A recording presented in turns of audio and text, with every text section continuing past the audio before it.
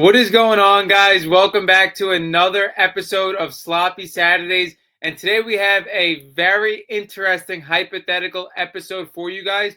We are talking about the interview that just surfaced between Ryan Williams and Jeremiah Smith, and them saying that they were possibly going to team up at Georgia, or they at least thought about it. Let's get right into it. Now, first off, when we talk about hypotheticals, I love hypotheticals in debates and everything, but the reality of hypotheticals is they mean nothing. You could talk about if somebody was in this situation, if this would have happened, what should have happened, but in reality, only what actually happens matters. But it is very fun to talk about this as we were talking about possibly the two best players in college football, the two best freshmen we have seen in a while team up. It would have been absolutely insane. Now let's get right into it. The first thing I thought when I saw this interview surface was that why was Jeremiah Smith and Ryan Williams on the same recruiting visit? Now, again, I don't know how recruiting visits work for certain schools. I'm not on the visits, but my first thought was if you have a top 5 player in their recruiting class, that they will go on the recruiting visit solo. When you roll out the red carpet for a player, I feel like it's just as important for the player to know that you want them more than any other school, as well as them going to the school. So put in two people on the same recruiting visit, especially two people of this caliber, I thought that was really weird. Again, I could be completely wrong on how this works nowadays, but if I was a number one type player in the class, I would want to know that the red carpet was rolled out for me. I wouldn't want to do a recruiting visit with 2, 3, 4 other people. That doesn't show that you want me more than any other school. Now, when I was looking at this interview too, it kind of seemed like Ryan Williams was trying to convince Jeremiah Smith more than Jeremiah Smith was trying to convince Ryan Williams. They both said they did talk about it, they did discuss it, but it seemed like Ryan Williams' idea.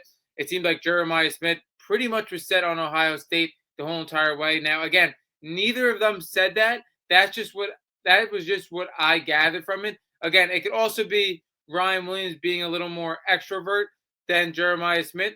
But that's what I gathered from it. And for Jeremiah Smith, again, obviously made the right decision, was the best receiver in college football last year, won the national championship. You could argue him or Caleb Downs was the best player on that team as well. And we look at what Ohio State has done in the last 10 years. They have been the school for receivers. You could argue them or LSU. I think I would lean to Ohio State based on just the amount of products that they have in the NFL. But he definitely made the right move. But it seemed like Ryan Williams was really trying to be the one that was convincing.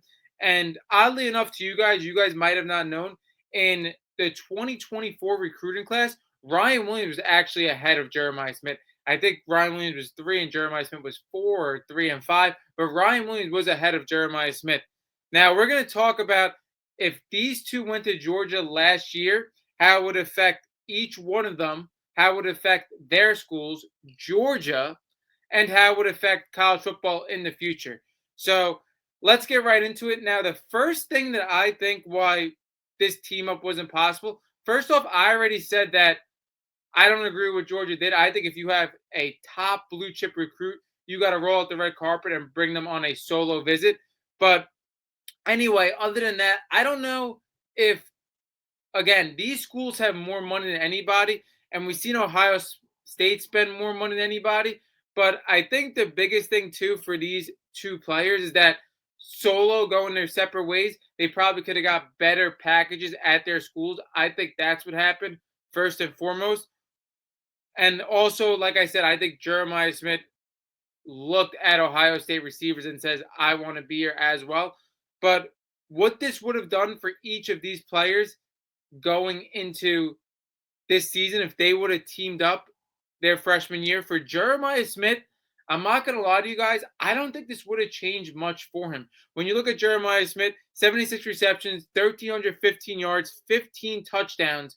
He was the best receiver in the country. Now, he was the best receiver in the country on this Ohio State team that was absolutely loaded, that had plenty of mouths to feed. When you look at the receiving core last year for Ohio State, it would have been better than the receiving core would have been for this hypothetical Georgia situation, because you had a Emeka Egbuka who was a first-round receiver. You could definitely argue was better than Ryan Williams last year. You had Cardinal Tate, who this year was garnering $4 million in NIL deals. That would be a number one receiver on 90% of the schools in the country. So you had two number ones along with Jeremiah Smith in this offense. So if he would have went to Georgia and teamed up with Ryan Williams, I don't think much would have changed, honestly, because I think he would have still put up these numbers, possibly even more. Because first thing and foremost, I think Carson Beck is a better quarterback than Will Howard. I just do. Will Howard really came alive in the college football playoffs. I thought he was a little inconsistent throughout the year, but in the college football playoffs, he played his best game, and you can't take anything away from him. He was the quarterback on a national championship team. But when we look at Ohio State, the fact that Jeremiah Smith was able to be the best receiver in the country, arguably have the best numbers, when you had two running backs that would have been better than any running backs on Georgia, and you had two other number one wide receivers, there was a lot of mouths to feed. Now, I think if he was on Georgia, I think he could have possibly even had better stats because not only do you have Ryan Williams to take away some coverage off Jeremiah Smith, that's pretty much it. I mean, the running backs, Nate Frazier, Etienne, they were good. We know that receiving core had the most drops in the SEC, but I think Jeremiah Smith definitely would have got even more of a target share on Georgia than he would have at Ohio State. And like I said, I think Carson Beck just naturally is a better quarterback than Will Howard. I think they were in drastic situations last year, but I think he gets an upgrade at quarterback. I think he gets a little more of a target share in this hypothetical Georgia team. And for him to have 1,315 yards and 15 touchdowns, he was the best receiver in the country last year. And I think if he was on his Georgia team, you could have possibly seen a little bit of an increase in stats, especially towards the beginning of the year. I think Jeremiah Smith had a little bit of a slower start than Ryan Williams. Obviously, he passed him in the long run last year. But for Jeremiah Smith, again, he would have been the best receiver in the country no matter what. His stats would have been very similar in this Georgia offense. And then the biggest question mark, which we're going to get into later in the video, if this team would have won a national championship. That's the biggest thing that could have changed for Jeremiah Smith. How far would his Georgia team would have went compared to this Ohio State team? That would have been the biggest change. But statistically, I don't think much would have changed for Jeremiah Smith. I think you could have seen maybe a little bit of an increase in statistics. For Ryan Williams, this is where you see major change. For Ryan Williams, I didn't think he was in a solid situation at all for his skill set. When you look at Ryan Williams, he's super explosive, but he wasn't able to get the consistent amount of receptions that I thought he should have. Now, he definitely can improve his route running all the way to his journey to the NFL 100%. But when you look at the quarterback he was with, yeah, Jalen Milroe was the most explosive running quarterback in college football. I am not debating that. But when you look at the offense Ryan Williams was in at Alabama, he was the standalone number one option. And his quarterback was arguably one of the most inconsistent power four throwers of the football in the country. You did not know what you were going to get from Jalen Milroe from game to game. And I think short and intermediate is where Ryan Williams wasn't able to get these consistent receptions because Jalen Milroe was not able to consistently throw in the middle of the field and consistently get Ryan Williams involved. And another thing, like we mentioned, is Ryan Williams was the standalone number one option in this offense. I like Jam Miller. I like some of the receivers as compliments, but when we're talking about stand alone, there was no debate. Ryan Williams was number one. So it was very easy to bracket him and play deep to cover the deep ball later in the season once teams realized what Ryan Williams could do. When we saw the game against Georgia, that was very early in the season. Ryan Williams had his best game there. Now, that would have completely changed for Alabama as well, taking Ryan Williams off Alabama, putting him on Georgia, because you could argue Ryan Williams was the only reason Alabama came up top in that Georgia game. He was the only reason, especially on the last play. That was just a complete throw up, get it to your best player. He somehow finds the end zone on two spin moves. It's like Alabama would have really been in trouble. Like, when you look at Ohio State, Jeremiah Smith, I don't think much would have changed for both. I think Ohio State would have been in the national championship. I think Jeremiah Smith would have had the same amount of statistics, either team. For Ryan Williams, I think you're seeing a huge jump in his statistics. He's going to have Jeremiah Smith on the other side to take coverage off him. Not only that, he's going to have a way more consistent thrower of the football in Carson Beck. But not only that, when you look at Alabama, they would have definitely had another loss against Georgia. And you could have looked at Alabama as a team that even more would have been on the hot seat because you take arguably their best player off their team on a team that missed the college football playoffs. I think Ryan Williams, you could have looked at a 1,200 plus yard season, double digit touchdowns, and people will be looking at Ryan Williams in a different light because for some reason, even though it is so abnormal for a 17-year-old to come in, we've never seen this before, and be the top option on a powerhouse SEC school, this guy still continuously gets hate because he's looked at as one of the best talents in the country because he didn't finish with over 1,000 yards and he tailed off at the end of the season. But when we see Ryan Williams against Georgia, an SEC premier matchup, and he's the best player, you guys got to see that you were looking at something special. You were looking at something you have never seen before. How this guy receives hate, I will never understand. Everybody says he had one game against Georgia, then he fell off. But again, like I mentioned, Ryan Williams in this offense was not ideal. With Jalen Miller, I don't know what people see out of him. Like he's such an inconsistent passer. And not only that, this Alabama team didn't have the weapons they once had. Ryan Williams, like we said, he would have took a huge jump being on this Georgia team in statistics, in how the country looks at him. And for Jeremiah Smith, wouldn't have changed much. I think he still would have been the best receiver in the country, possibly a little jump in statistics as well. Now, when we get into Georgia, this is where things really change. The first person I think benefits more than anybody we have talked about, even though he's not the main focus of this video, is Carson Beck. When we look at Georgia last year in the SEC, they led the SEC in drops. Now, I know this is Georgia, and you say it's Georgia. Carson Beck has no excuse for playing this poorly. One, I don't think Carson Beck played that poorly.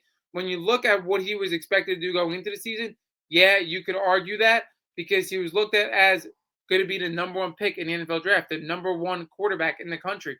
But again, like I said, this Georgia team had no standout receiver. They led the SEC in drops. This is an SEC that includes everybody in the bottom as well.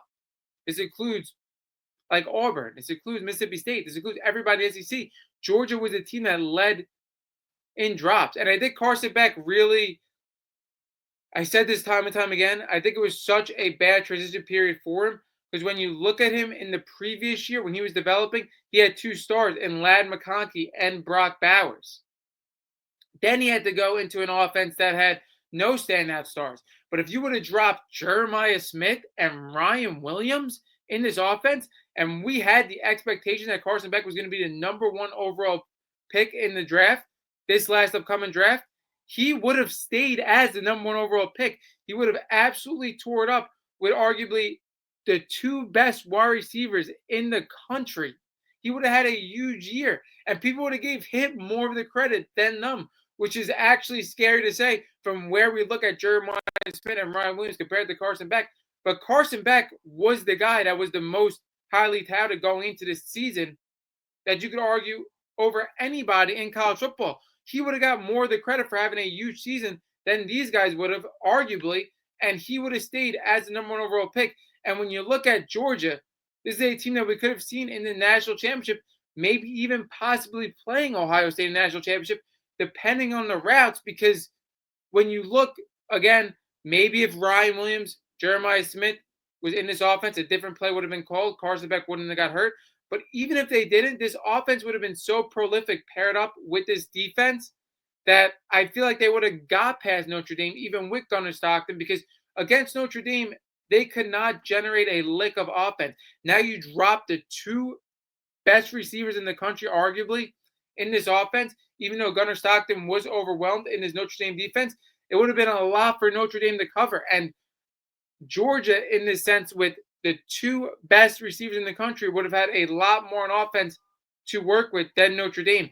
So it all would have been interesting, all hypotheticals. And I don't think it would have changed much for Ohio State. Like I said, I think Ohio State still wins the national championship. I think they're still the most talented team without Jeremiah Smith, which is crazy to say. But Georgia would have definitely been a contender for it with Carson Beck going into the year that was a number one quarterback, and you drop possibly the two best receivers. Like we could have seen an Ohio State Georgia national championship. Like I said, I still think Ohio State's offense with two wide receiver ones, two running back ones, I still think they could have got it done.